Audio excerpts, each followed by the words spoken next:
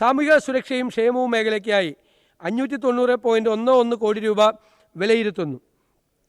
നിർധനരായ രോഗികൾക്ക് സഹായത്തിക്കാൻ മുൻ UDF കാലഘട്ടത്തിൽ കാര്യക്ഷമമായി നടപ്പിലാക്കിയ കാരുണ്യ ബെനവലൻ്റ് ഫണ്ട് പദ്ധതി, ശ്രുതി തരംഗം, സ്നേഹപൂർവം, സ്നേഹസ്പർശം, താലോലം, ക്യാൻസർ സുരക്ഷ, സ്നേഹസാന്ത്വനം, പകൽ വീട്, വയോമിത്രം, ആശ്വാസകിരണം, സുഹൃതം അടക്കമുള്ള പദ്ധതികളുടെ നടത്തിപ്പ് കാര്യക്ഷമമാക്കും.